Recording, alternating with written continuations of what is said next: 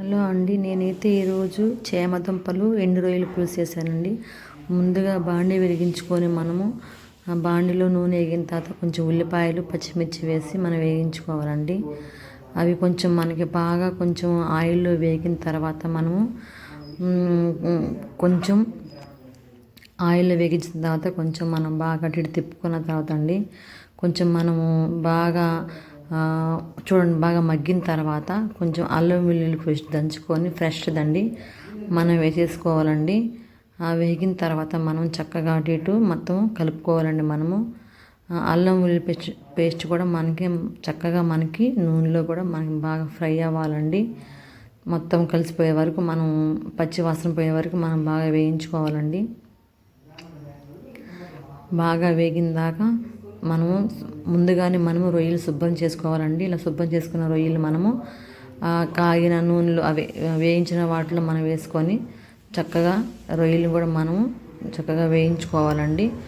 నూనెలోకి మాత్రం బాగా వేగాలండి. కొంచెం అందులో కొంచెం సాల్టు, ఒక చిన్న టీ స్పూను పసుపు, సాల్ట్ కూడా మనం వేసుకోవాలండి.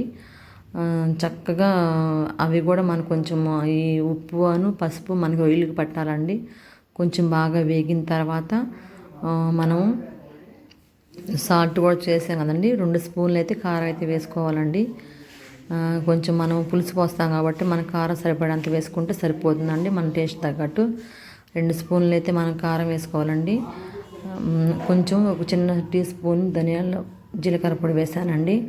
తర్వాత మనం ముందుగా కట్ చేసుకున్న ఉడకబెట్టుకున్న చేమదుంపలండి తొక్క తీసుకొని మనం చక్కగా కట్ చేసుకోవాలండి. కట్ చేసుకొని చామదుంపలు మనం నూనెలో కొంచెం ఫ్రై చేసుకోవాలండి.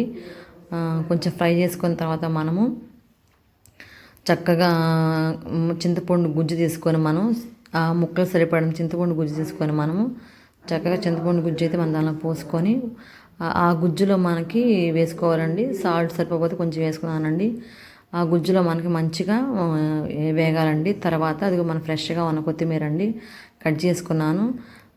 ఇది చూడండి కన్సిస్టెన్సీ అయితే అట్లా వచ్చిందండి.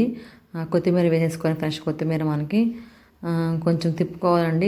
అదైతే మనకి జిగటగా అవుతుందండి, కొంచెం దగ్గరికి రావాలి మన అన్నంలో అయితే. నేనైతే ఈరోజు అయితే అలా కొంచెం పులుసుగా ఉంచుకున్నానండి.